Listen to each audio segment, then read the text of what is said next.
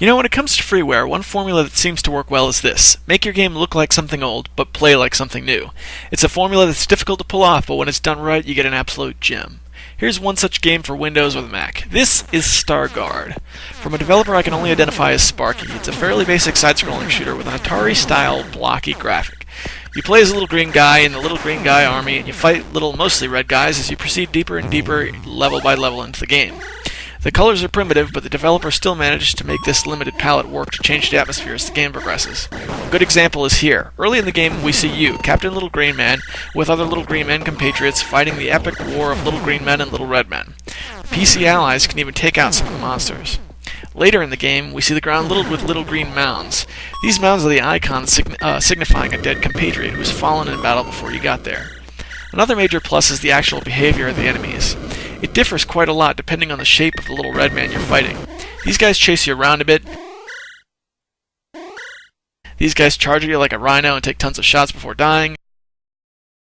These guys shoot, etc., etc. Now, when you talk about freeware games like this, the general rule is you don't nitpick. However, there are a couple of things you should know before getting into this game. First off, you're going to need a gamepad or your hands will start to hurt like they were run over by a giant boat specially fitted with street wheels so it could run over your hand and make it hurt. However, the game doesn't support gamepad play. That's no big deal though, just run over to Google and you'll find yourself a copy of Joy to Key. That's a program that makes your gamepad press the keyboard keys, thus overcoming this compatibility issue. Also, there's an issue of lives. It keeps a death toll and shows you how many times you die at the end of the level. However, there's no limit to how many times you can die.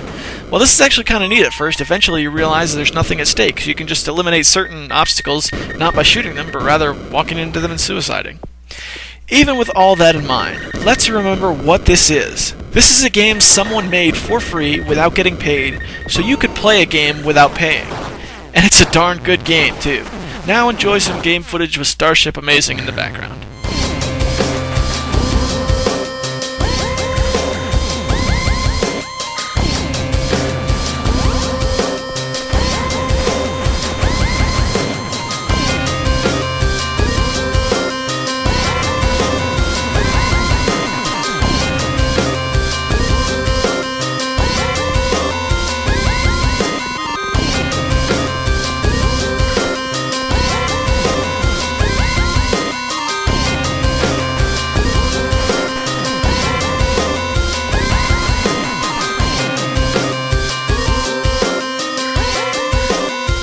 Well, that's my review of Starguard, but before I sign off, just remember if you like this tune, you can hear a lot more at StarshipAmazing.com. Thanks for watching. I'm Critical Failure for Tiger Claw TV, signing off.